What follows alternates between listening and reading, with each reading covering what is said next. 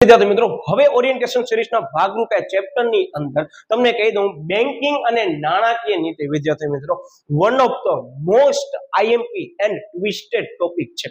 આ ચેપ્ટર વિદ્યાર્થી મિત્રો મેં આગળનો ચેપ્ટર મેં તમને કીધું ને ફુગાવા વાળો, એ ફુગાવા જેવો જ આ ચેપ્ટર છે. પણ વિદ્યાર્થી મિત્રો આ ચેપ્ટરની અંદર ઘણા બધા વિદ્યાર્થીઓ, યસ મને તો ખ્યાલ જ છે, પણ તમારા સાથે ભૂલ ન થઈ હોય તો ધ્યાન રાખજો, કારણ કે અગાઉના મારા વિદ્યાર્થીઓના મગજની અંદર એવા હતા, જો કે મેં ત્યાં એને ક્લેરિફાઈ કરી દીધા હતા, પણ તમને હું શરૂઆતમાં ક્લેરિફિકેશન આપી દઉં કે આ ચેપ્ટરને ઘણા લોકો હલકામાં લે છે.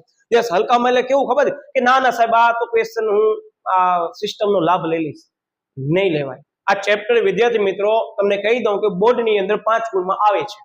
એવરી યર વિદ્યાર્થી મિત્રો 2 ચેપ્ટરની અંદર વેરિએશન જોવા મળે છે, કાં તો ચેપ્ટર નંબર 10, કાં ચેપ્ટર નંબર 3, 4 અથવા ચેપ્ટર નંબર 5, 6 એનામાં વિદ્યાર્થી મિત્રો યસ 5 ગુણની અંદર વેરિએશન જોવા મળે છે. ક્યારેક 3 ગુણમાં આવે છે, ક્યારેક ઈચ ટોપિકને ધ્યાનમાં લઈ 5 ગુણમાં પૂછે છે. આ ચેપ્ટરના દરેક ટોપિકને અંડર એસ્ટિમેટ ન કરજો. ફાસ્ટ ટ્રેક રિવિઝન સિરીઝમાં આપણે મૂકી દીધેલ છે, પણ હવે ટોપિક વાઇઝ પણ મૂકવામાં આવશે, તો ખાસ આને વિદ્યાર્થી મિત્રો સિસ્ટમેટિકલી કેમ તૈયાર કરવાનું છે તમને કહી દઉં. તો યસ તમે જોઈ શકો છો ઓપોર્ચ્યુનિટી આ ચેપ્ટરની અંદર મેં તમારા માટે મૂકી છે. તમારામાં તાકાત હોય ને, યસ તમારા બધામાં તાકાત રહેલી જ છે, તો વિદ્યાર્થી મિત્રો એક તો આરબીઆઈ, હવે આરબીઆઈ ના નાણાકીય બિન નાણાકીય કાર્યો કરી લેજો. તેમજ વિદ્યાર્થી મિત્રો પરિમાણાત્મક અને ગુણાત્મક જે છે કયા, તો કે નાણાકીય નીતિ, તમને કીધું પ્રશ્ન છે નાણાકીય નીતિ વાળો છે. નાણાકીય નીતિના પરિમાણાત્મક અને ગુણાત્મક આ જે 2 ટોપિક તમને મેં કીધા છે એનામાંથી વિદ્યાર્થી મિત્રો સમજી જજો. આ તમારા માટે અમુક તક મૂકી છે ને શરૂઆતમાં, એટલે તમને કહું છું વિદ્યાર્થી મિત્રો યસ તમે યુનિટ વાઇઝ તૈયારી કરો છો. આ બાકી બોર્ડની કેમ તૈયારી કરવાની છે, કેમ આપણને ડંકો વગાડવાનો છે બોર્ડના પેપરની અંદર, તેમજ શાળા કક્ષાએનો વિડીયો તો હું લઈને આવવાનો છું.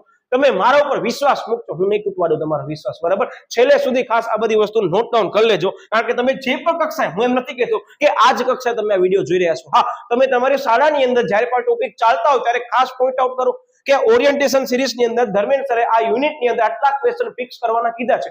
ભલે તમે શાળા કક્ષાએ તૈયારી કરો છો, તમે વ્યવસ્થિત એક રોડમેપ બનાવ્યો હશે ને, તમે ચેપ્ટરની અંદર ધ્યાન આપો.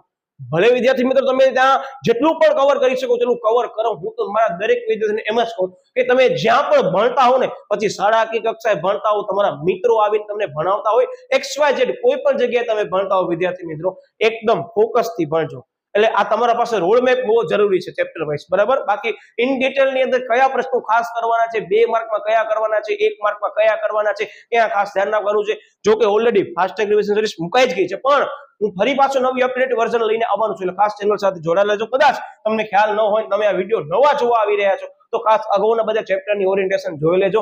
તેમજ ખાસ ચેનલ હજી પણ સબસ્ક્રાઇબ ન કરો તો ખાસ ચેનલ સબસ્ક્રાઇબ કરી દો.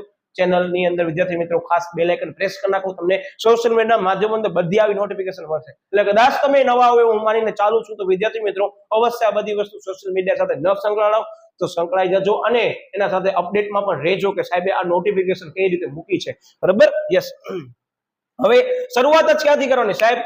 આરબીઆઈ આખો પ્રશ્ન. હવે વિદ્યાર્થી મિત્રો આની અંદર તો ઓલમોસ્ટ એવા બધા ક્વેશ્ચન છે કે તમે વાંચેલા હશે ને એક વખત તમને યાદ રહી જશે. મેં એવી રીતે જ કરાવ્યા છે, તો ખાસ આરબીઆઈ આખો પ્રશ્ન કરવાનો છે. બીજી બાબત, નાણાકીય નીતિના બધા સાધનો મેં તમને જે ટિક કરાવ્યા 2 પ્રશ્ન અહીંયા આવી જાય છે, બરાબર. પણ અહીંયા તમને એમ જ લાગે સાહેબ 2 જ પ્રશ્ન, પણ અભ્યાસ કરજો કેવા પ્રશ્નો છે, બરાબર. જેને અભ્યાસ કર્યું છે એને તો ખ્યાલ જ છે, જેને વિડીયો જોયો છે એ લોકોને હમણાં જવાબ પણ યાદ હશે કે હા સાહેબ તમે આ કીધું હતું ને એમને કામ આવ્યું છે, બરાબર. Okay, yes.